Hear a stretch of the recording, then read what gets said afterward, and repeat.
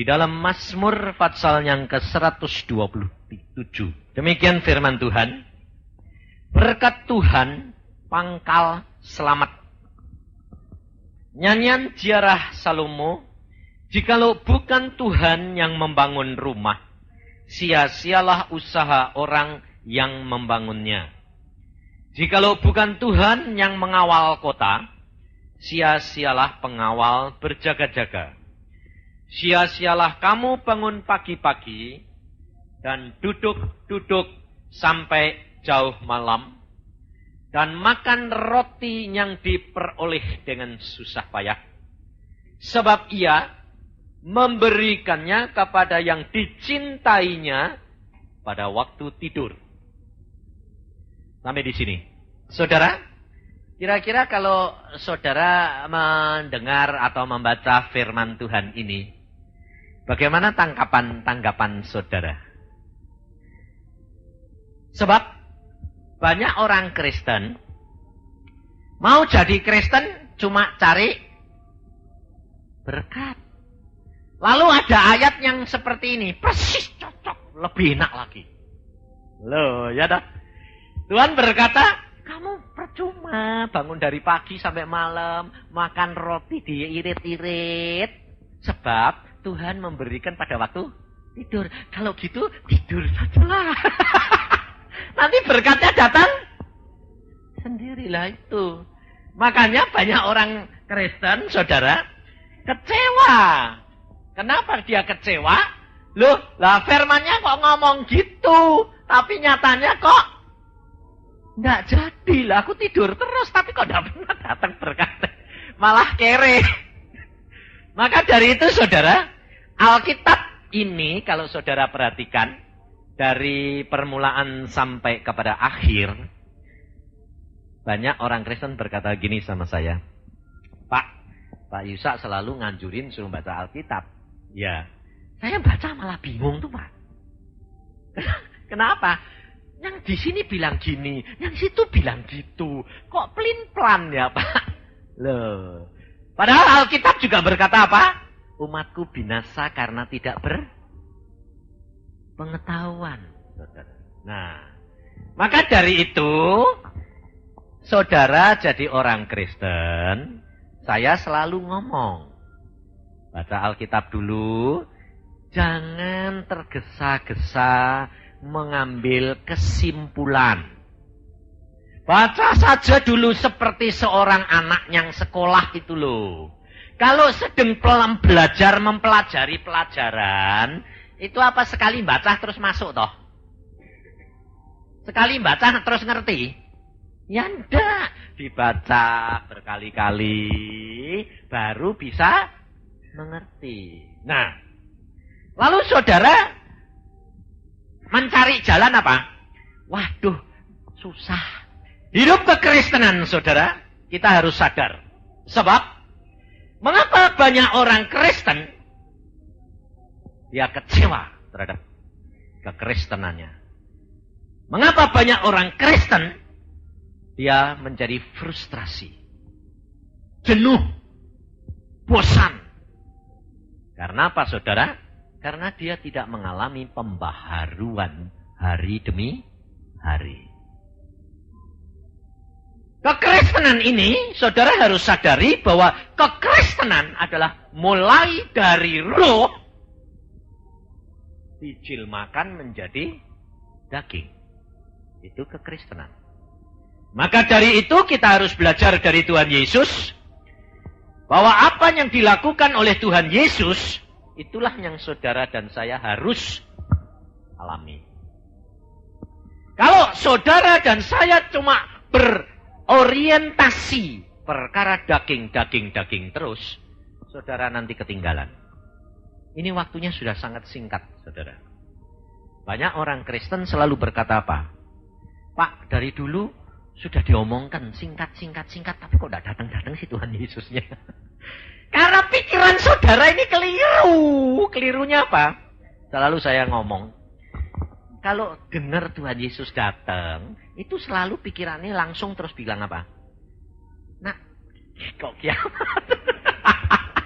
Kalau Tuhan Yesus datang itu sudah kiamat. Padahal nanti Tuhan Yesus datang masih lagi waktunya berapa? 1000 tahun di dunia ini. Jadi jangan khawatir. Masih panjang.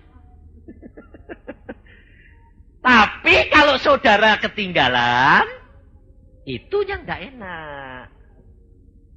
Kalau nanti saudara balik dalam masa 1000 tahun, masa pemerintahan Tuhan Yesus, enak. Wong turut mentah. Tapi kalau saudara ditinggal, tidak enak. Sebab apa? Sebab kesengsaraan yang kamu akan terima. Kenapa? Sebab kamu orang Kristen.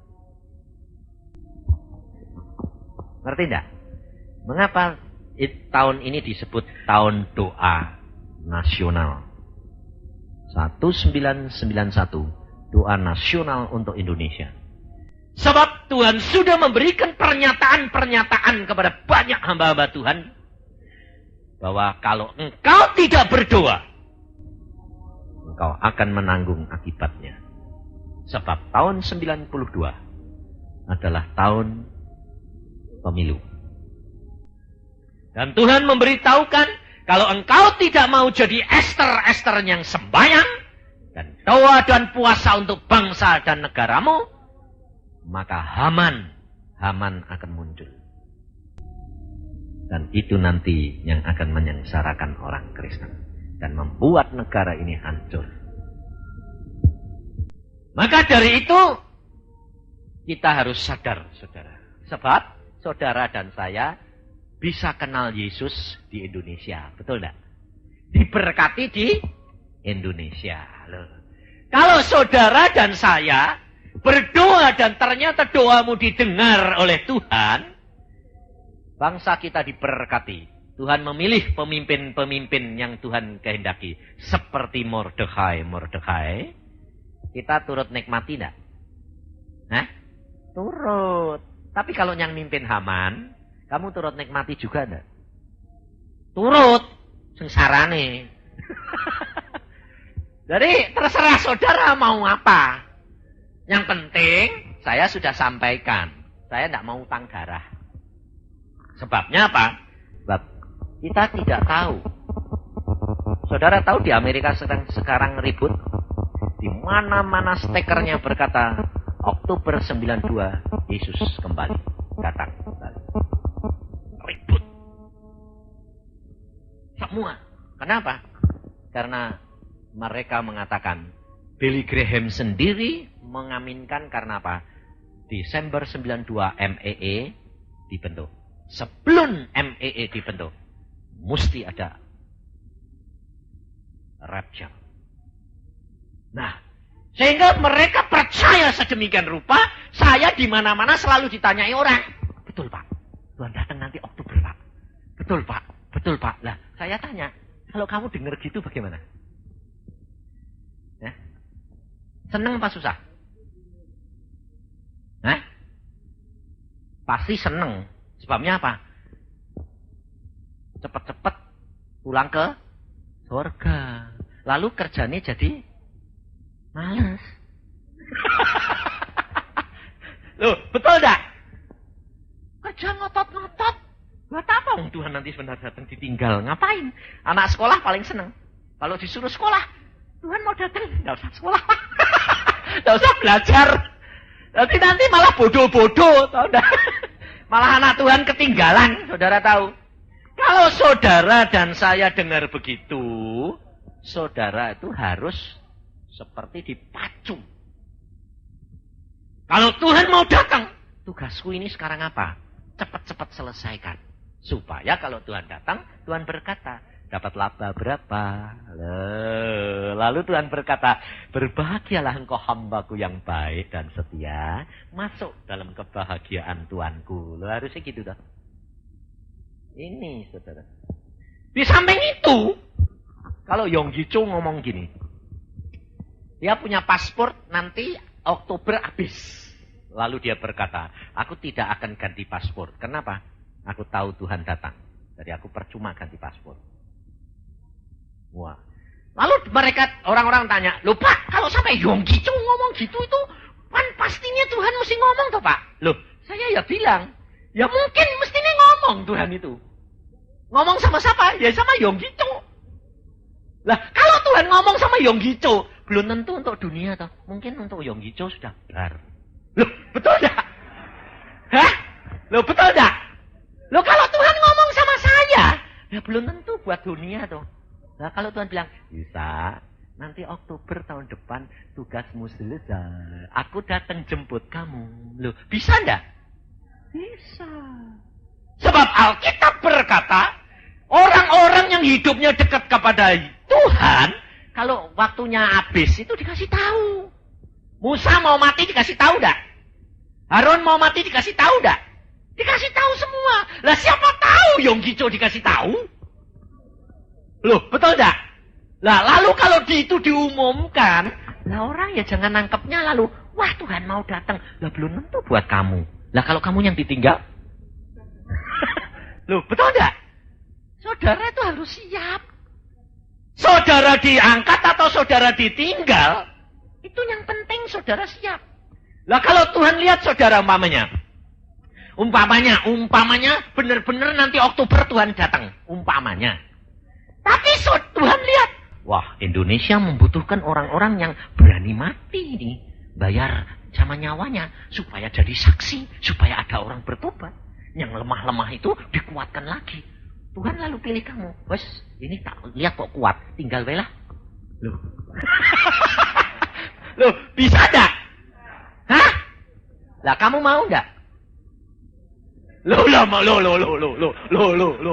Lalu kamu mau enggak? Loh. Enggak. Lah kalau enggak itu kamu ngatur Tuhan atau Tuhan ngatur kamu? Hah? Loh ini loh saudara. Saudara hidup kekristenanmu itu ternyata kamu masih ngatur Tuhan terus. Makanya diproses terus. Tidak barbar. Saudara itu harus tahu kewajibanmu dan Tuhan yang ngatur engkau. Kalau Tuhan mengatakan kamu tinggal, ya tinggal. Karena tahu bahwa engkau harus membayar dengan nyawamu dan kamu kuat. Sebab Tuhan sudah berkata, engkau tidak akan dicobai lebih dari kekuatanmu. Kuk yang aku pasang itu ringan dan enak. Mati enak enggak? Enak harusnya. Maka dari itu saudara harus belajari Alkitab. Sebab setiap hamba Tuhan yang hidup dekat sama Tuhan pasti diberitahu. Dan hamba-hamba Tuhan sudah diberitahu. Maka dari itu siap-siap. Di dalam ayat ini kita perhatikan saudara. Mengapa Salomo dia berkata, jikalau bukan Tuhan yang membangun rumah, sia-sialah usaha orang yang membangunnya. Nah, mengapa Salomo mengatakan ini? Karena pada waktu Daud sudah meninggal, Daud ini punya rencana untuk membangun bait Allah. Tapi ternyata Tuhan boleh enggak Daud bangun? Enggak boleh. Kenapa enggak boleh? Nah, ini. Kerap kali saudara dan saya, kalau dibandingkan kehidupannya Daud, nyenengkan hati ini Tuhan saudara atau nyenengkan hati ini Tuhan Daud? Ayo, kamu kalau dibandingkan sama kehidupan Daud bagaimana? Baik mana? Baik Daud. Nah, Daud diangkat jadi raja, diberkati Tuhan luar biasa, dan dia punya cita-cita untuk membangun bait Allah. Baik enggak? Kok enggak boleh? Ayo. Nah, saudara ini kerap kali punya cita-cita kayak Daud enggak? Mau bangun bait Allah, mau bangun gereja. Loh, tadi Vivit barusan cerita. Cerita di sini mau sudah diberkati Tuhan. Nah, dia juga sedang bangun ya, Fit ya. Sedang mau bangun ini. Nah, bangun juga. Nah, saudara dan saya harus sadar. Yang dinamakan bait Allah dalam skop yang besar adalah gereja. Dalam skop yang kecil adalah dirimu sendiri. Saudara dan saya kepengen enggak membangun diri kita sendiri? Ya dah? Tapi kenapa kerap kali kita gagal? Kita kepingin baik, justru gagal terus. Nah inilah saudara, perhatikan. Kita harus belajar dari firman Tuhan. Lalu Salomo yang membangun, lalu dia berkata, jikalau bukan Tuhan yang membangun rumah, sia-sialah usaha orang yang membangunnya. Jikalau bukan Tuhan yang membangun kita, memperbaiki kita menjadi bait Allahnya, saudara tidak akan berhasil. Percuma. Sebab usaha manusia selalu mesti gagal. Karena apa? Karena kita dilahirkan dalam dosa dan di dalam diri kita banyak sifat perangai bawaan. Kenapa kegagalan-kegagalan itu dibiarkan Tuhan? Karena saudara keras hati dan tidak mau menyangkal diri dan menundukkan diri, merendahkan diri untuk mengakui Tuhan sebagai kepala dan pemimpin dan berhak penuh dalam diri saudara. Maka pembangunan bait Allah tubuhmu gagal. Sebab saudara, keangkuhan dan kepikiran kita ini yang tidak diubahkan.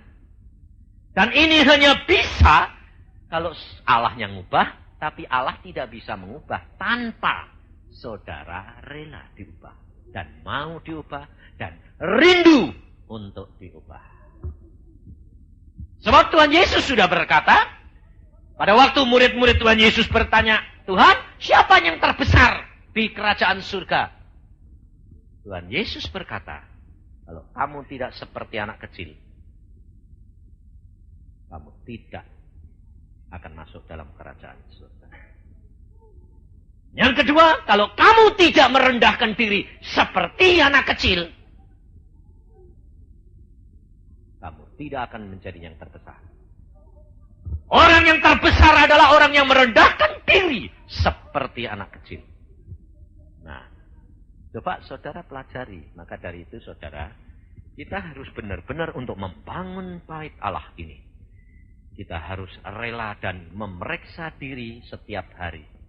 Sebab setiap saudara ada kelemahan. Tidak mungkin. Saya sendiri terus terang diproses Tuhan.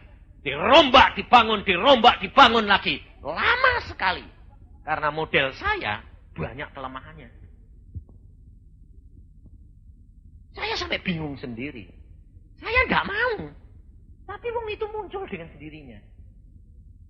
Contohnya salah satu, mata keranjang. Mata keranjang itu setelah saudara bertobat, mau nggak punya mata keranjang? Nggak mau toh. Tapi otomatis nggak datang sendiri. Otomatis. Kalau lihat model orang langsung, loh, lah gitu otomatis. Nggak bisa. Lalu saudara bilang model Mas Rat itu lalu bilang ngomong. Tidak boleh mata keranjang. Ya memang nggak mau. Tapi, loh tetap. Jangan lalu kamu sudah jadi pendeta, lalu nanti khotbah gini. Ya kita lucu toh. Kalau mata keranjang ya mata keranjang, tetap mata keranjang. Cuma lewat, cuma tidak masuk dalam pikiran. Lah itu. Jadi ada 3, tubuh, jiwa, dan roh. Makanya saya bilang, saya mengalami semua. Kalau kamu punya sifat mata keranjang itu, kamu lihat seseorang, lalu mulai masuk dalam pikiran, kamu ngusirnya itu lama. Paling minimal sembahyang terus sama ngusir itu 3 hari baru keluar lagi. Kalau sudah masuk pikiran. Tapi kalau ini sudah dibayang-bayangke sampai mimpi, masuk sini. Sebulan. Itu saya ngalami. Saya sampai gini loh, Tuhan kok gini? Tuhan berkata, aku tidak mau Tuhan, tapi Tuhan berkata apa? Alami. Loh kenapa? Loh kamu akan jadi penginjil, gak bisa ngajari. Waduh lah sengsara dong Tuhan. Loh tidak apa-apa. Aku berkata, kok yang aku pasang enak dan ringan. Wah ringannya kok kayak gini, beratnya kayak gini. Bayarnya kok mahal Tuhan. Ajarin orang. Jadi saudara harus sadar. Jangan kalau kamu sudah jatuh, jangan kembali ke jatuh lagi. Bayare contohnya Daud. Daud ini dari orang yang rendah, dari gembala, diangkat jadi raja. Daud ini mata keranjang enggak? Hah? Mata keranjang. Contohnya, Betseba mandi, dia ngelongok. Padahal dia tahu itu enggak boleh, betul enggak? Kalau orang yang enggak mata keranjang enggak bakal ketarik. Ada orang gitu tuh enggak pikirannya enggak elek. Tapi kalau orang mata keranjang, ada air kericik-kericiknya pikiran. Betul enggak? Hah? Loh, ini khusus untuk orang yang mata keranjang mesti ngerti. Kalau yang enggak mata keranjang, mosok. Betul enggak? Nah, Daud ini habis tidur lihat-lihat. Ada Betseba. Loh, saudara. Padahal dia tahu itu istri orang. Karena dia punya kuasa. Dia tinggal manggil. Saudara tahu, makanya itu bagi orang yang mata keranjang, baca pengalamannya Daud. Bayarnya mahal luar biasa. Anaknya sendiri berbuat cabul dengan kakaknya. Kemudian anak laki-lakinya bunuh-membunuh. Gara-gara Daud mata keranjang. Saudara tahu, mahal luar biasa. Penderitaan Daud luar biasa melihat anaknya saling bunuh-membunuh. Lalu anak perempuannya diperkosa oleh anak lakinya. Kakaknya sendiri. Tak penderitaan seumur hidup saudara Daud itu. Jangan saudara kira kalau engkau dan saya sudah dekat Tuhan, lalu engkau punya kelemahan, engkau tidak jaga, dan engkau tidak minta dibungkus dengan kuasa kekudusan Yesus, engkau harus bayar harga itu. Maka dari itu saya pada waktu saya mau dipanggil oleh Tuhan, saya berkata, Tuhan, kalau engkau panggil aku menjadi hambamu, kalau engkau tidak jamin aku dalam 3 perkara ini, aku tidak mau. 1, mata keranjang. Sebab saya tahu saya mata keranjang. Istri saya pun tahu. Dan istri saya tidak pernah cemburu. Itu yang rada repot. Sebab kalau saya jalan sama istri saya lihat dulu loh ya, jangan sekarang loh. Sekarang nggak pernah. Sebabnya sekarang itu saya lihat kamu semua ini modelnya kok jadi sama. Nah itu lucunya, aku sampai gini loh, Tuhan, aku sekarang kok mataku kok aneh. Lihat orang cantik kok enggak ada. Kok semua sama modelnya. Kok enggak ada sing narik. Tuhan bilang, lah sudah tak rubah itu mataku kok. Loh. Jadi saya tidak pernah peduli sekarang. Enggak pernah saya narik. Sampai kadang-kadang, loh aku ini sudah enggak normal. Tapi Tuhan bilang itu normal. Karena apa? Hidup dalam kesucian dan kekudusan. Saya kalau lewat dulu sama istri saya ada perempuan cantik, enggak pernah saya bilang diem, enggak. Saya jawil istri saya. Nah, saya gitu, saya kupas dari ujung rambut sampai kaki. Dan istri saya lucunya dia seneng. Loh, aneh enggak? Ini bagus ya ini. Tapi kok lucu ya? Ini matanya bagus, hidungnya bagus, mulutnya bagus segala. Kalau dikombinasi kok jadi jelek, kemancungan ini, kurang ini. Istri saya bilang, memang Tuhan tuh ajaib kok. Yang jelek jadi apik. Daripada yang bagus jadi jelek. Tuhan tuh bisa membuat semua. Anehnya istri saya tidak pernah cemburu. Nah, contohnya, saya bisa membuktikan. Saya pernah ketarik pada seorang perempuan pada waktu jadi dokter. Saya bilang, aku kok sekarang kepengen pacaran. Istri saya, pacaran enggak aku? Oh, enggak, sama orang lain. Hah? Wah, aneh. Tak kasih tahu. Orangnya modelnya kayak gini. Mana itu? Lah kok aneh sih? Enggak tahu, ya bingung aku. Wes sembayang gua aku. Sampai saya tiap malam setiap hari mesti ditumpangi tangan. Akhirnya lepas, enggak apa-apa. Lah itu untungnya. Coba saya dapat orang Yang cemburuan bubar wis. Istri saya itu enggak pernah cemburu. Saya tanya, kamu kok enggak bisa cemburu kenapa sih? Wong saya tahu kok. Kamu kan hamba Tuhan, dipilih Tuhan. Dan kamu dikasihkan saya, enggak mungkin diceraikan. Karena kamu pasti takut sama Tuhan. Buat apa pusing-pusing? Tak lapor ke Tuhan ya, gue ketokin Tuhan. Dan ternyata benar, pintar itu namanya. Kenapa? Sebab Alkitab sudah berkata, percuma kamu bangun bait Allah tanpa pimpinan Roh Kudus, tanpa Yesus. Istri-istri ini kerap kali cerewet dah ngurusi suaminya. Hah? Jujur. Cerewet dah? Cerewet dah? Ngurusi suaminya dah? Kira-kira malah didengar atau malah enggak didengar? Hah? Enggak dah? Nah, tapi kalau didoakan, diketok Tuhan, Tuhan sing ngomong dewe, berubah enggak? Nah iya, mbok model ini loh Alkitab tuh hebat. Laporke mbak Tuhan aja. Kalau ngelaporke itu jelas gitu loh. Tuhan, dia kan anakmu. Kalau perlu gebukan.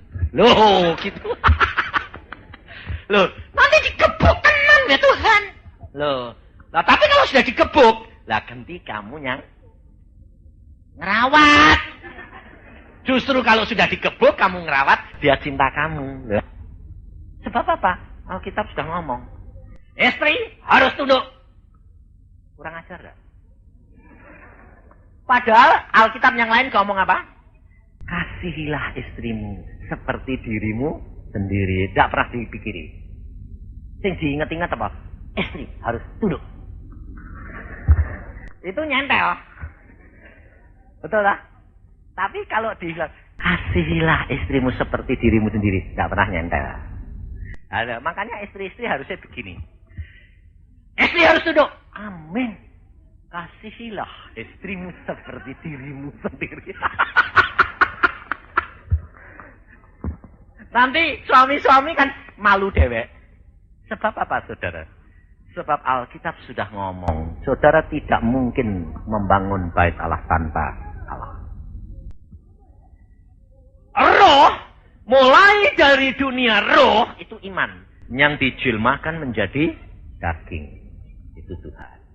Maka dari itu Salomo, dia berani mengarang ini dan mengatakan bahwa engkau tanpa Allah, kamu sia-sia. Sebab Alkitab, Yesus sudah berkata, buah roh itu adalah perbuatan daging, pekerjaan antara Roh Kudus dan manusia. Ini membuahkan perbuatan daging. Buah roh itu adalah kenyataan perbuatan yang dihasilkan kerjasama antara Roh Kudus dan kita. Itu tidak akan berhasil tanpa saudara mau kerjasama dengan Allah. Saudara tidak akan berhasil tanpa saudara menyangkal diri, rela dibentuk Allah, kalau perlu melalui doa dan puasa. Sangkal diri. Dan saudara harus tahu, setiap hari engkau harus menghadap Tuhan, periksa diri. Kerap kali saudara sudah sembahyang. Sembahyangnya kuat, baca Alkitabnya kuat, tapi sifatnya tidak berubah. Itu kan aneh loh. Banyak saya didatangi, Pak. Itu doanya kuat. Baca Alkitabnya ya kuat. Ke gereja ya setia. Tapi watake kok tidak berubah, Pak. Sebabnya apa? Sebab sembayangnya selalu cuma minta berkat. Tetapi tidak pernah memeriksa dirinya sendiri.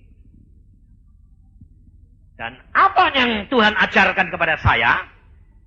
Tuhan berkata, setiap hari kamu harus berkaca dengan aku, periksa dirimu. Kurang apa, ngomongmu salah apa, kamu tadi pikir apa, kamu tadi melakukan apa, kamu tadi ngomong sama orang apa. Itu bayangkan semua, lalu kamu akan ditunjukkan oleh Roh Kudus. Karena Roh Kudus akan menuntun engkau dalam segala perkara. Engkau akan diajarkan, engkau akan dituntun untuk menuju kepada kebenaran Allah. Kebenaran Allah adalah perumpamaan bait Allah yang Allah tidak suka menjadi Allah suka. Itu berarti harus ditanggalkan yang Allah tidak mau. Dan itu tidak bisa sekaligus, saudara. Tetapi membutuhkan tahap demi tahap. Sebab untuk menanggalkan satu perkara, umpamanya saya mata keranjang, itu tidak gampang, saudara. Apalagi yang kedua, mata duitan, mamon, susah luar biasa. Sebabnya apa? Itu dicari orang dunia. Dan itu yang menyebabkan gengsi, itu yang menyebabkan kedudukan, itu yang menyebabkan penghargaan. Maka dari itu saudara harus belajar. Sebab kalau nanti Tuhan datang, saya sampai terus terang beberapa hari ini berkata, Tuhan memberikan pernyataan pada saya. Kalau aku nanti benar-benar datang di angkasa, Tuhan berkata apa? Banyak anak-anakku yang aku tinggal. Tinggal? Aduh Tuhan, kalau engkau tinggal, bagaimana Tuhan berkata? Saya berkata, Tuhan berkata, karena mereka terjerat oleh iblis. Dalam bidang apa? Tuhan berkata. Saya bilang, Tuhan berkata, mereka disibukkan dengan urusan daging semua. Maka dari itu saya diajar Tuhan, ajarkan mereka tiap pagi harus bangun pagi, sembahyang menghadap kepadaku, dan ajarkan mereka. Jangan minta berkat-berkat, tetapi menyadari keadaannya. Tiap pagi saudara harus bangun menghadap Tuhan, katakan gini, Tuhan, apa yang akan terjadi hari ini, Engkau tahu. Apa yang hambamu harus lakukan untuk menyelesaikan tugas yang Engkau berikan supaya aku memuliakan nama. Saudara dan saya tiap pagi harus menghadap kepada bosmu Tuhan. Apa yang engkau dan saya harus lakukan? Sebab dengan melakukan pekerjaan yang engkau diberikan oleh Tuhan, engkau memuliakan Tuhan. Kerap kali orang Kristen salah ngerti. Memuliakan Tuhan dengan pujian, memuliakan Tuhan dengan penyembahan, itu baik. Tapi baca Alkitab. Yesus berkata di dalam Yohanes 17. Aku telah menyelesaikan tugasku. Dengan cara bagaimana? Mempermuliakan namamu. Karena apa? Menyelesaikan tugas yang engkau berikan kepadaku. Yohanes 17 ayat yang keempat. Aku telah mempermuliakan engkau di bumi dengan jalan menyelesaikan pekerjaan yang engkau berikan kepadaku untuk melakukannya. Ini perhatikan, saudara. Jadi dengan saudara melakukan pekerjaan saudara untuk hari itu, yang ditetapkan oleh Allah untuk engkau selesaikan itu, engkau memuliakan nama Tuhan. Dan jangan saudara kira, kalau kamu kerja sebagai pedagang lalu kamu menyelesaikan itu bukan pekerjaan dari Tuhan. Itu pekerjaan dari Tuhan. Tetapi yang penting saudara harus sadar. Tugasmu itu apa? Dipanggil Tuhan. Untuk memuliakan Dia. Itu yang penting. Dan saudara perhatikan. Membangun bait Allah. Perlu kerjasama. Saudara tidak dapat membangun bait Allah ini dirimu sendiri tanpa Allah, tanpa sesama. Mengapa? Karena bagaimana saudara tahu watakmu, jelekmu gimana? Kalau enggak sama orang lain. Umpamanya contohnya kamu ini judes. Tahu judes loh? Judes itu galak. Bagaimana saudara tahu galak? Saudara punya toko. Orang itu cuma lihat-lihat. Lama-lama kamu tahan diri enggak? Ini orang ini lihat gak beli. Lihatnya sing api-api, tukune yang paling murah. Nanti kamu lama-lama tahan diri enggak? Ini orang galak. Enggak tahan. Mesti ngomong keceplosan.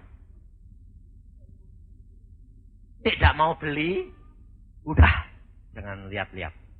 Wih, judes sih. Nah, yang tahu judes apa? Orang lain. Dia sendiri tahu enggak kalau dirinya judes? Enggak tahu. Makanya kalau kamu ada orang lain ngomong, wih judes sih, tersinggung enggak? Ya, orang ini memang judes, tersinggung enggak? Tersinggung loh. Kalau tersinggung itu salah. Sebetulnya, wih judes sih. Kamu bilang, puji Tuhan. Oh, jadi aku judes. Oh, dikasih tahu. Loh, kalau saudara mau dikasih tahu itu rendah hati enggak? Lah itu Tuhan mau. Kalau saudara enggak ada yang jadi korban, orang lain kamu enggak tahu dirimu apa. Tetapi dengan omongan orang, engkau tahu, aduh aku kok masih gini ya. Aku kok masih gini ya. Aku ya masih gini ya. Loh. Tahu. Jadi setiap peristiwa yang menimpa saudara itu baik. Tuhan biarkan karena saudara supaya tahu keadaanmu itu kayak apa. Tapi kalau saudara itu dekat Tuhan, nanti halus Tuhan memberitahunya itu. Lebih halus. Belum apa-apa saja mikir, itu aja sudah dikasih tahu sama Tuhan. Saya sampai bingung. Bingung sungguhan. Saya sampai beberapa hari sampai bilang gini, Tuhan, ini ternyata manusia ini kok tidak ada yang baik ya Tuhan. Tidak ada, Tuhan bilang. Tidak ada manusia yang baik. Kamu mau mikir saja sudah salah. Bagaimana? Aduh, bagaimana ya Tuhan? Contohnya saya sebagai penginjil. Saya sebagai hamba Tuhan, kalau mau bawa firman Tuhan. Saya nginjil ini kan muter gampang loh. Lah, bawa firman Tuhan kan dari Kejadian sampai Wahyu. Lah, kalau saya tidak siap, bisa enggak? Bisa. Tinggal nyumput tak dari sana templek no kene templek no kene. Ya, betul, bisa toh? Itu saja Tuhan bilang, aku tidak suka. Kalau saya capek sekali, saya sembahyangnya kurang. Saya bilang, Tuhan, engkau kok tidak ngomong-ngomong sih Tuhan? Nanti ini ngomong apa? Lalu mikir saya, yalah Tuhan tidak ngomong, nanti khotbah itu ditemplek no kene. Itu saja Tuhan bilang, apakah itu hambaku yang setia? Duh, salah lagi. Nah, engkau tidak ngomong. Aku yang tahu. Atau kamu yang tahu? Engkau yang tahu. Lah kau tidak ngomong. Lah aku capek. Lah aku tahu kalau kamu capek. Tahu dah aku. Tahu. Lah kau mau biar ke. Aku mau tahu kesetiaanmu sampai di mana. Salah lagi. Aduh, salah terus sih Tuhan. Aku bilang gitu. Kalau kamu tidak sadar kesalahanmu, kamu tidak akan menjadi sempurna. Hidup kekristenan ini, Tuhan mau saudara dan saya 100% milik dia dan mengagungkan dia. Segala perkara saudara harus tanya. Makanya Tuhan pesan saudara tahu. Cepat bertobat. Tuhan berkata kalau kamu tidak bertobat dan menjadi seperti anak kecil, kamu tidak akan masuk dalam kerajaan surga. Mengapa saudara? Karena untuk bertobat setiap saat itu tidak gampang. Karena untuk bertobat kita harus menyadari itu. Maka Tuhan pesan, sebut namaku. Setiap kali kamu bertobat, minta dibebaskan daripada dosa. Sebab waktu-waktu nanti aku datang. Kalau engkau tidak didapati benar, kamu akan ditinggal. Dan cara salah satu setan adalah apa? Memberikan kesibukan kepada kamu. Supaya kamu kurang berdoa. Kalau kurang doa, kurang baca Alkitab, jadi imannya jadi lemah. Kalau imannya lemah, tambah tidak peka. Kalau Tuhan datang, ketinggalan. Lalu saudara bilang, Tuhan kasih kesempatan. Habis waktu. Aku sudah peringatkan kamu berkali-kali. Makanya saya berkata, Tuhan, anak-anak Tuhan ini perlu kok Tuhan. Jangan dibawa ke surga, saya bilang. Kalau dibawa ke surga, kenaan. Cemplung ke neraka. Kira-kira seminggu. Jadi ngalami di sana sampai sengsara nih kayak gitu. Nanti balik mesti kapok. Padahal Tuhan berkata, alam maut itu ada, saudara. Di dalam dunia kebatinan, itu mereka berkata, ada 5 jalan masuk ke kerajaan setan. Dan pada pengalaman hamba Tuhan yang dibawa ke alam maut, dia berkata, bentuk alam maut itu persis seperti manusia. Saya berdoa, Tuhan, kenapa alam maut ini kok bentuknya kayak manusia? Tuhan berkata, iblis kepingin seperti Allah. Allah itu membuat tubuh Kristus. Tubuh Kristus itu seperti manusia. Jadi setan kepingin bikin juga seperti manusia. Dan pada waktu anak Tuhan itu dibawa ke alam maut, Tuhan berkata, dengerin omongannya itu. Mereka berkata apa? Loh Tuhan, di alam maut kok ada penginjilan? Loh, aneh enggak? Ini anak hamba Tuhan ini nginjil. Bertobatlah kamu. Benar. Loh Tuhan, itu di alam maut nginjil. Bertobatlah kamu. Kerajaan surga sudah dekat. Tuhan berkata, sebab dia dulunya penginjil. Jadi di alam maut tetap nginjil Tuhan. Iya. Tapi tidak ada yang bertobat. Lalu Tuhan muncul sama orang ini. Lalu orang ini, Tuhan Yesus tolong aku. Aku kan dulu menjadi hambamu. Aku membawa jiwa-jiwa bertobat banyak. Kenapa engkau masukkan aku ke sini? Tuhan berkata apa? Kau tidak menjadi pelaku firman. Kenapa engkau tidak ampuni dosa suamimu? Aku nginjil, dia main-main sama perempuan lain. Bagaimana aku bisa ngampuni? Wong yang membuat dia kotor, saya kotor dia. Tuhan berkata, Alkitab berkata, ampuni dosa sesamamu manusia. Dan dia akhirnya tidak bisa mengampuni suaminya dan dia bunuh suaminya. Dan dia bunuh perempuan yang mengambil suaminya. Dan akhirnya dia juga bunuh diri. Masuk neraka. Di neraka nginjil terus. Pada waktu Tuhan lewat, gak mau menolong dia, apa terjadi? Dia maki-maki Tuhan Yesus. Saudara, maka dari itu jangan main-main. Saya selalu katakan, jangan jadi calo surga. Jangan jadi calo surga. Saudara membawa orang datang kepada Yesus, tapi engkau sendiri tidak masuk. Mengapa? Karena engkau tidak mengadakan perlombaan. Bukan orang yang berkarunia yang masuk surga. Bukan orang yang dipakai Tuhan hebat masuk surga. Tidak.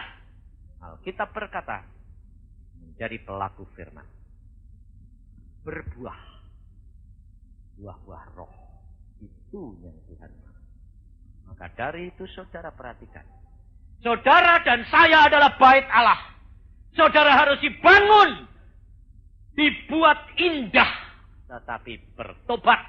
Setiap saat pertobatan itu diperlukan. Dan berdoa setiap pagi tanya. Kekuranganku apa? Kelemahanku apa? Ini Tuhan aku. Ini Tuhan aku. Supaya sewaktu-waktu Tuhan datang. Kamu didapati setia. Jangan punya pandangan nanti Tuhan nanti datang di angkasa. Datangnya Tuhan sewaktu-waktu. Tidak ada orang yang bisa, aku masih muda, tugasku belum selesai. Tidak ada. Mungkin habis khotbah Tuhan berkata pulang. Mau apa kamu? Ada yang bisa berkata, tunggu dong Tuhan. Bisa? Saya punya teman di Bandung. Hari Kamis saya baru khotbah, saudara. Ngobrol sama saya. Saya bilang, siap-siap. Apapun yang terjadi, ucap syukur. Senin pagi dia berkata, napasmu kok sesek. Bawa ke rumah sakit. Mati dah. Yang satu, turun dari kereta api, dijemput anak perempuannya. Masuk mobil, anak perempuan. Sampai Pak? Sedikit. Masih ngomong. Sedikit. Duduk. Jawil-jawil sama anaknya. Jawil-jawil. Saya bisa ngomong. Baru 5 menit sebelah anaknya. Dia jawil-jawil. Anaknya menengok.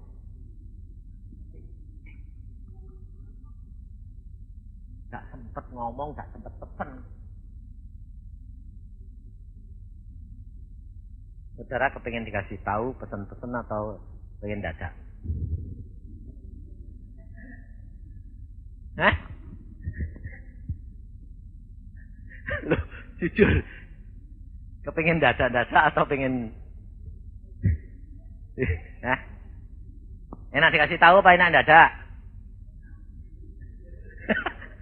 Dikasih tahu sanggup? Nggak ribut? Hah? Kalau saya terus terang enak dikasih tahu.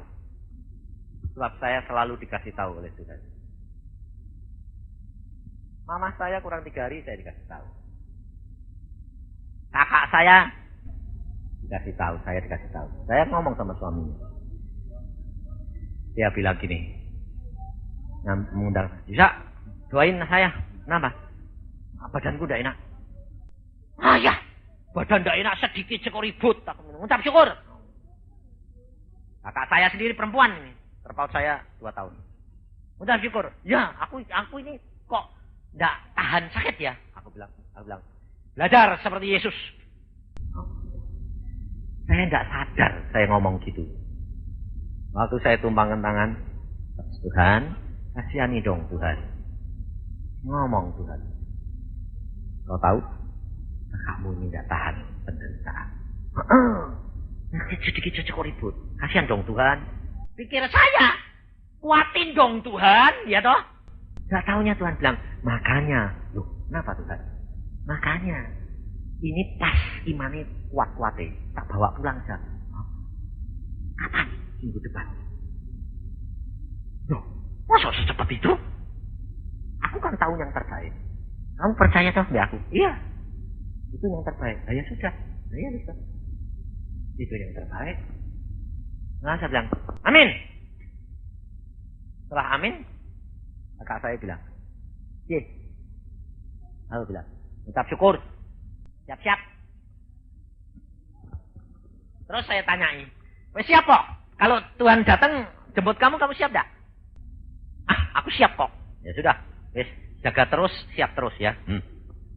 Nih, saya pergi ke Tegal dan suaminya saya panggil.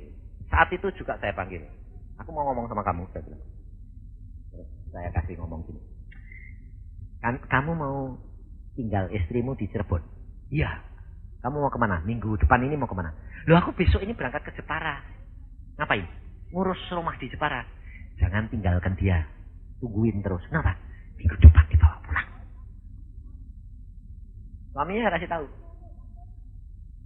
Saya bilang, hah? Minggu depan? Loh, kok cepat? Loh, enak dikasih tahu apa ini enggak? Enak dikasih tahu. Aku tidak tinggal pulang ke Jepara. Jadi, minggu depan. Siap-siap. Layani, senangkan hatinya supaya kamu jangan kecewa. Tungguin. Kalau perlu tidak usah tidur. Tidak apa-apa. Wah, sayangnya. Disayang. Nanti kepengen apa dibeliin. Minggu. Itu Jumat. Minggu. Minta ke salon. Ayo ke salon. Salon. Diantar. Ditungguin. Terus sampai kakak saya bilang. Loh, kamu kok jadi berubah? Atensi kayak begini. Tidak apa-apa. Dan adik saya yang punya rumah saya kasih tahu. Kamu cepat-cepat siap-siap cari peti. Yang kamu suka. Kenapa? Pasti minggu depan dibawa pulang Tuhan. Hari Selasa jam 10 masih enak-enak, seneng-seneng, pergi sana sini. Jam 12 dia berkata, badanku kok tidak enak sih, napas kok tidak enak gini. Papa sedang sembahyang. Tuhan berkata, berhenti sembahyang. Berhenti sembahyang. Bingung Papa. Ini setan apa? Uang sembahyang kok suruh berhenti? Loh, kira-kira kalau saudara anggap setan enggak? Hah? Sampai dia bilang, Tuhan ini setan atau Tuhan? Tuhan Yesus berkata, ini aku.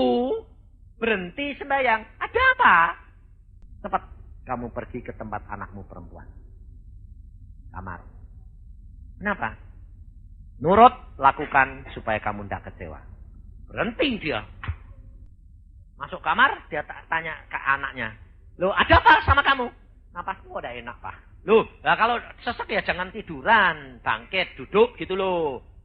Ya, dipangku sama papa, ditarik. Yo, bangku, bangun. Dibangun kayak gitu. Dipelukan papa. Loh. Papa bilang, loh, lah kamu kok pulang dulu. Suaminya ngomong, Yusak sudah ngomong, Pak, bahwa minggu depan istriku pulang. Kenapa aku udah dikasih tahu? Yusak berkata, Papa tidak usah dikasih tahu. Nanti tidak ada Isa tidur. Sebab dia belum bisa nerima. Tapi engkau suaminya, aku kasih tahu supaya kamu berjaga dan doa. Selasa jam 1 pulang. Saya ada di Semarang. Sedang saya mau pikir, masa secepat itu. Saya tidak mau pulang, istri saya malah ngomong, yang pulang malam ini, hari ini. Kenapa? Pasti pulang. Benar saya bilang, masa secepat itu? Gantian saya yang ngomong. Karena pikir saya minggu depan. Minggu depannya kan masih ada Rabu, Kamis, Jumat, Sabtu ya toh. Cuma Selasa. 4 hari, 3 hari, aku bilang itu. Jumat, Sabtu, Minggu, Senin, cuma 3 hari toh. Kan Tuhan bilang minggu depan. Nah ya, minggu depannya kan masih panjang. Udah hari ini titik pulang. Saya ngebut pulang sampai Cirebon. Sampai di jam 6. Masuk. Loh, peti mati ini sudah datang. Loh, sampai ke kedua sudah pulang. Enak enggak dipanggil pulang dengan tidak penderitaan begitu? Hah? Mau enggak? Iya dah, saudara akan tahu iman percayamu itu di mana. Kamu ngatur Tuhan atau Tuhan yang ngatur kamu? Saudara tahu? Kita kerap kali tidak sadar bahwa bait Allah ini miliknya Yesus. Kalau Yesus berkata, selesai, bongkar kemah ini. Kamu bilang, tunggu dong, bisa enggak? Maka dari itu siap-siap. Kapan Tuhan datang kita tidak tahu. Yang penting setiap saat Tuhanmu itu luar biasa. Karena dia tidak mengendaki kamu binasa. Pokoknya pas dilihat imannya pas kuat, pulang baik. Selamat. Lumayan dong. Makanya saya bilang, yang pulang dulu ngucap syukur. Daripada nanti kalau Tuhan datang rombongan belum tentu katut.